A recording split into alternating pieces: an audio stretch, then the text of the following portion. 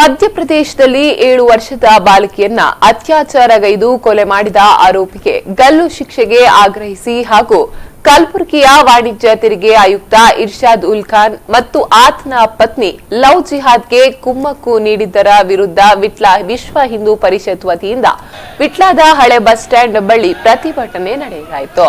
ವಿಟ್ಲದ ಸಾಲೆತ್ತೂರು ರಸ್ತೆಯಿಂದ ಮೆರವಣಿಗೆ ಮೂಲಕ ವಿಟ್ಲ ಹಳೆ ಬಸ್ ನಿಲ್ದಾಣಕ್ಕೆ ಆಗಮಿಸಿದ ಕಾರ್ಯಕರ್ತರು ವಿವಿಧ ಘೋಷಣೆಗಳನ್ನು ಕೂಗುವ ಮೂಲಕ ಪ್ರಕರಣವನ್ನ ಖಂಡಿಸಿದ್ರು. ಪ್ರತಿಭಟನೆಯನ್ನುದ್ದೇಶಿಸಿ ಮಾತನಾಡಿದ ದುರ್ಗಾ ವಾಹಿನಿ ಮಂಗಳೂರು ಜಿಲ್ಲಾ ಸಂಚಾಲಕಿ ವಿದ್ಯಾ ಮಲ್ಯ ಅವರು, ಆಸಿಫಾ ಪ್ರಕರಣದ ವಿರುದ್ಧ ಹೋರಾಟ ನಡೆಸಿದವರು ಇಂದು ನಾಪತ್ತೆಯಾಗಿದ್ದಾರೆ.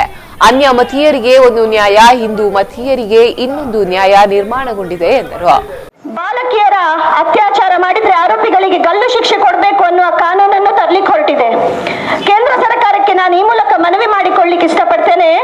ಈ ಪ್ರಕರಣ ಏನು ದಿವ್ಯನ ಪ್ರಕರಣ ಇದೆ, ಈ ಪ್ರಕರಣವನ್ನ ಸೂಕ್ತ ಪ್ರಕರಣ ಅಂತ ಪರಿಗಣನೆ ಮಾಡಿ ಆರೋಪಿಗೆ ಗಲ್ಲು ಶಿಕ್ಷೆ ಕೊಡಬೇಕು. ಆದಷ್ಟು ಬೇಗ ಫಾಸ್ಟ್ ಟ್ರ್ಯಾಕ್ ಕೋರ್ಟಿನಲ್ಲಿ ಈ ಪ್ರಕರಣವನ್ನ ಇತ್ಯರ್ಥಪಡಿಸಿ ಸಾರ್ವಜನಿಕವಾಗಿ ಗಲ್ಲುಗೆ ಏರಿಸಬೇಕು. ಯಾಕಂದ್ರೆ ಗಲ್ಲಿಗೆ ನೀವಂತೂ ಏರಿಸ್ತೀರಿ, ಈ ಪ್ರಕರಣವನ್ನ ನೀವು ಪರಿಗಣಿಸಿದ್ರೆ ಗಲ್ಲಿಗೆ ಏರಿಸಿದಂತೂ ಸತ್ಯ.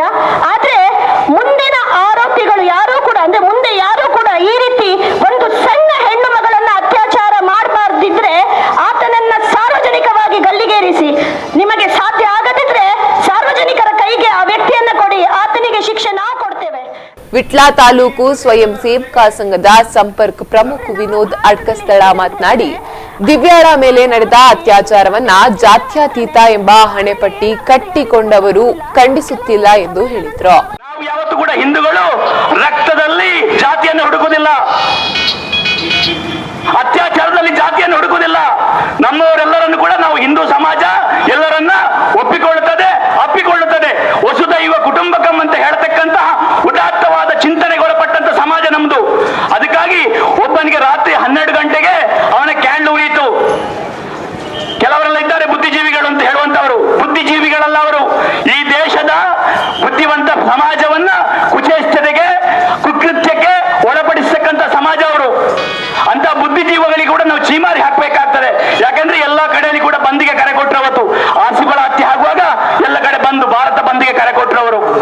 ಇಲ್ಲಿ ಕನ್ಯಾಣದಲ್ಲಿ ಆಸಿಫಳ ಹತ್ಯೆ ಸಂದರ್ಭದಲ್ಲಿ ಒಬ್ಬ ಹಿಂದೂ ಯುವಕನ ಮೇಲೆ ಮಾರಣಾಂತಿಕವಾಗಿ ದಾಳಿಯನ್ನ ಮಾಡಿದ್ರು. ವಿಟ್ಲ ಪ್ರಕರಣ ವಿಶ್ವ ಹಿಂದೂ ಪರಿಷತ್ ಅಧ್ಯಕ್ಷ ಕೃಷ್ಣಪ್ಪ ಕಲ್ಲಡ್ಕ, ಕಾರ್ಯಾಧ್ಯಕ್ಷ ಪದ್ಮನಾಭ್ ವಿಟ್ಲ, ವಿಶ್ವ ಹಿಂದೂ ಪರಿಷತ್ನ ಜಿಲ್ಲಾ ಕಾರ್ಯದರ್ಶಿ ಆನಂದ್ ಕಲ್ಲಕಟ್ಟ ಮೊದಲಾದವರು ಭಾಗವಹಿಸಿದ್ರು.